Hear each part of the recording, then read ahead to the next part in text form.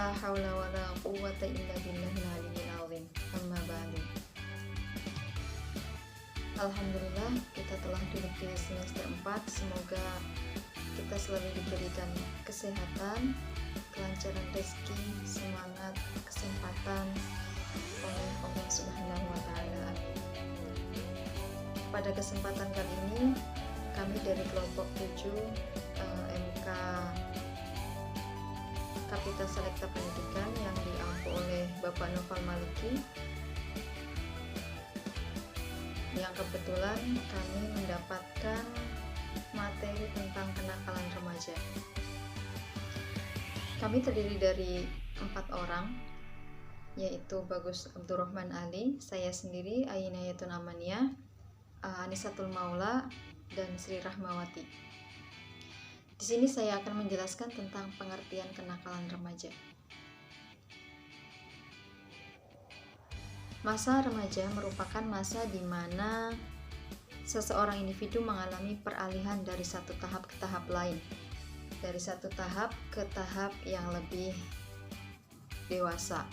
Tetapi para ahli pendidikan mengatakan bahwa usia remaja itu antara umur 13 sampai 18 tahun. Usia ini merupakan bukan usia anak-anak lagi, tetapi juga belum bisa dikatakan dewasa. Maka remaja ini merupakan masa di mana seorang individu ini banyak mengalami perubahan-perubahan, tidak hanya perubahan fisik tetapi juga secara perubahan emosional, rasa ingin tahu yang besar, ingin mencoba sesuatu, dan juga sebagai ajang mencari jati diri sendiri. Ada beberapa pendapat yang mengatakan bahwa kenakalan remaja itu merupakan penyimpangan dari norma-norma hukum pidana yang dilakukan oleh remaja.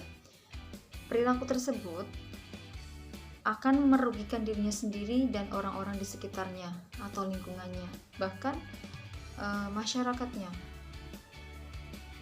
Menurut para ahli, yang pertama ada Kartono, ilmuwan sosiologi, mengatakan bahwa kenakalan remaja atau dalam bahasa Inggris dikenal dengan istilah juvenile delinquency merupakan gejala patologis sosial pada remaja.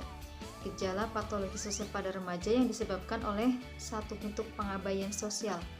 Akibatnya, mereka mengembangkan bentuk perilaku yang menyimpang. Jadi norma-norma sosial di masyarakat itu mereka diabaikan. Selanjutnya, menurut Santrox, kenakalan remaja merupakan kumpulan dari berbagai perilaku remaja yang tidak dapat diterima secara sosial sehingga terjadi tindakan kriminal. Mungkin itu, dan selanjutnya akan dijelaskan oleh teman saya. Assalamualaikum warahmatullahi wabarakatuh.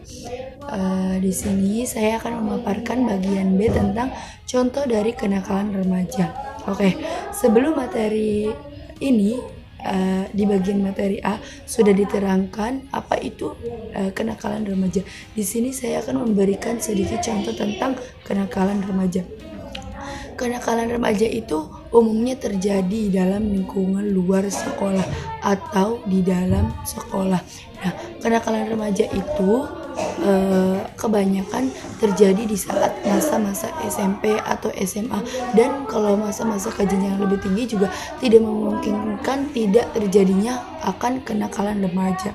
Oke, di sini saya akan memberikan sedikit contoh tentang kenakalan remaja.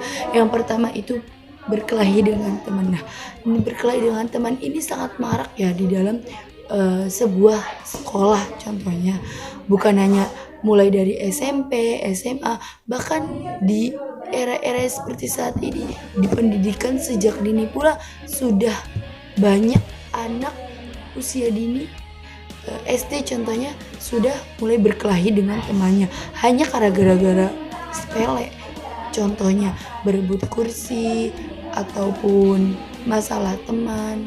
contohnya.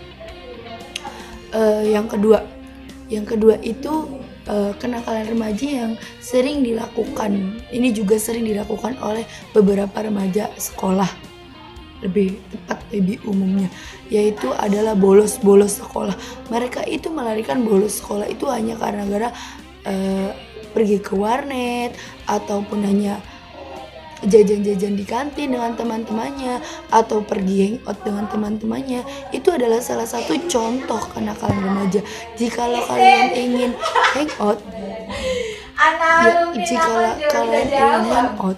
ya pergilah setelah pelajaran jam usai. Yang ketiga itu nonton video yang tidak patut ditonton oleh orang-orang remaja, atau lebih tepatnya orang yang masih dalam bangku sekolah.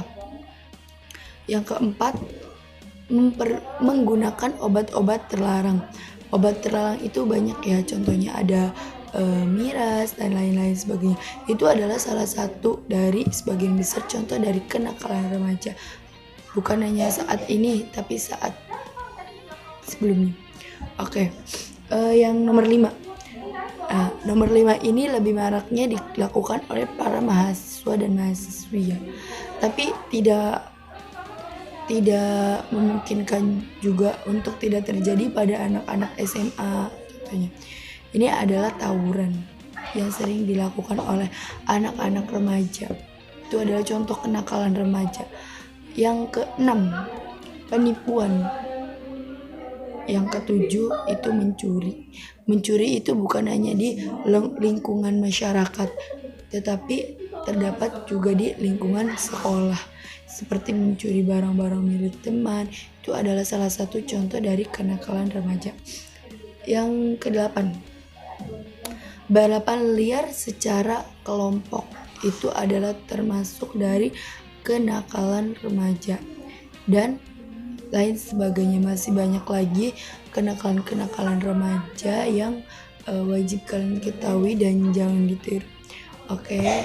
Cukup sekian presentasi dari saya. Dilanjutkan materi yang ketiga. Assalamualaikum warahmatullahi wabarakatuh. Lanjut pembahasan ya mengenai kenakalan remaja. Setidaknya kita terpikir kenakalan kita masing-masing, karena kita tuh remaja gitu. Pasti pernah mengalami masa-masa kenakalan, entah itu waktu SMA, SMP ataupun SD ya. Mungkin entah itu kenakalannya yang biasa-biasa saja atau yang bukan biasa-biasa saja. Itu seperti itu. Sekarang kita tahu, setelah kita kuliah, setelah kita belajar, bahwasanya remaja itu sebuah aset bagi suatu bangsa untuk masa depan yang akan datang. Nah, maka dari itu kenakalan remaja harusnya itu semakin berkurang, semakin menipis. Jangan sampai mempunyai potensi untuk semakin besar. Nah, dan yang sekarang ini serasa bahwasanya kenakalan remaja itu semakin parah. Ya, karena berita itu sekarang itu banyak yang memberikan informasi tentang kenakalan remaja kan, seperti itu. Nah, tapi di sini saya mungkin lebih mengkerucut ya, lebih ke bagaimana kenakalan remaja di sekolah dan juga di lingkungan seperti itu. Nah, yang pertama, kenakalan remaja di sekolah. Kenakalan remaja di sekolah ini seolah-olah telah membudidaya ya. Sudah pasti ada gitu kan. Apalagi di daerah perkotaan ya, karena di daerah perkotaan itu penuh warna persaingan dalam pemenuhan kehidupan hidup. Jadi gesekannya itu lebih terasa gitu. Beda dengan yang hidupnya di dekat-dekat kampung gitu kan. Seolah-olah itu ya biasa aja, ada, tapi tidak, gesekannya tidak terlalu lah, seperti itu. Nah, kenakalan di sekolah itu mungkin banyak ya. Salah satunya itu tawuran. Mungkin untuk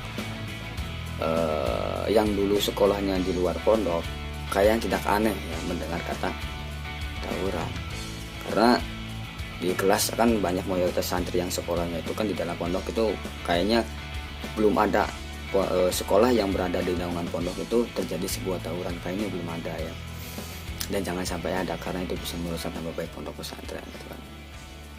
Itu tawuran ya. Kemudian selain tawuran ada juga mencoret dinding atau mencoret meja atau mencoret inventaris sekolahan ya. Dalam arti merusak ya. Dulu saya dulu itu mencoret dinding, mencoret meja itu bagaikan mading kita sendiri gitu. Ada yang mengatakan itu mejanya kelas itu adalah mading ya, tapi ngeles-ngelesnya dengan seperti, tapi kan itu tuh suatu hal yang buruk, jangan sampai kita ulangi ya. Karena mau bagaimanapun itu adalah inventaris hak milik sekolah, bukan hak milik kita pribadi seperti itu. Kemudian bolos, ini sudah dari turun temurun ya, yang namanya bolos dari sekolah itu nggak tahu ya, mungkin kalau kita lebih dalam lagi faktor permasalahannya pasti banyak ya bolos itu ya, mungkin itu. Kemudian lanjut yang kedua yaitu kenakalan di lingkungan. Ini yang mungkin potensi lebih berbahayanya itu lebih besar daripada di sekolah, karena lingkungan mungkin di masyarakat itu lebih terasa gitu, gampang sekali terpengaruh seperti perbuatan geng motor ya kan, kemudian mencuri seperti itu. Tentunya kenakalan di lingkungan itu kita harus jaga. Nah, yang menjadi pertanyaan, siapa yang bertanggung jawab atas kenakalan remaja ini? Pada hakikatnya adalah orang tua. Kalau bukan orang tua kan siapa lagi gitu kan.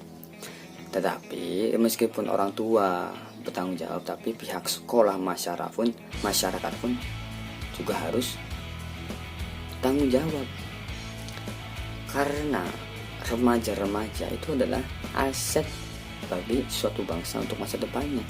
Makanya kita harus jaga.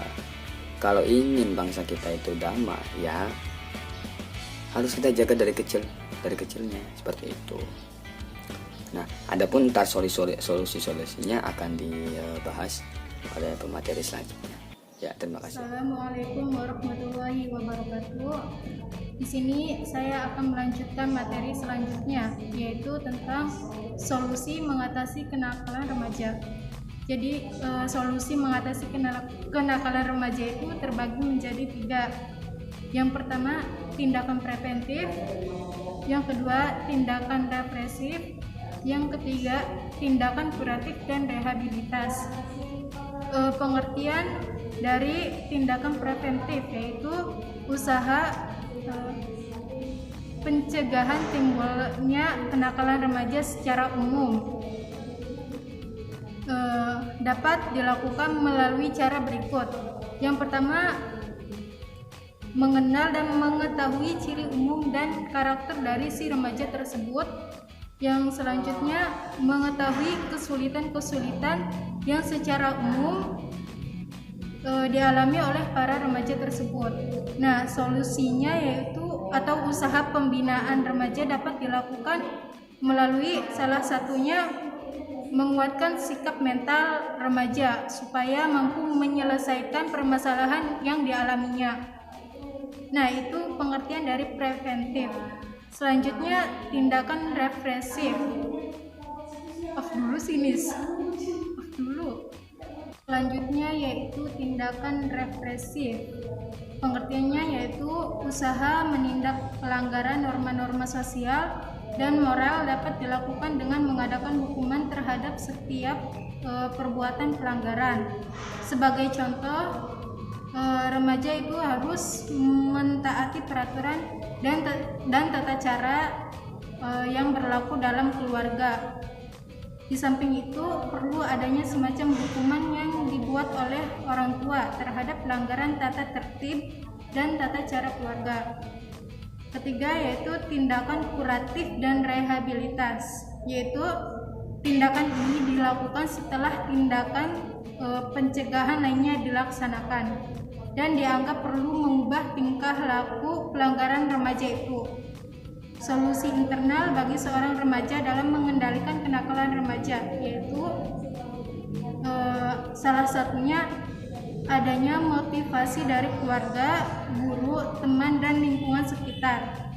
Remaja juga harus menyalurkan energinya dalam berbagai kegiatan positif seperti berolahraga, melukis, mengikuti event perlombaan, dan menyalurkan hobi. Mungkin hanya itu yang dapat saya bahas, kurang lebihnya mohon maaf. Wassalamualaikum warahmatullahi wabarakatuh.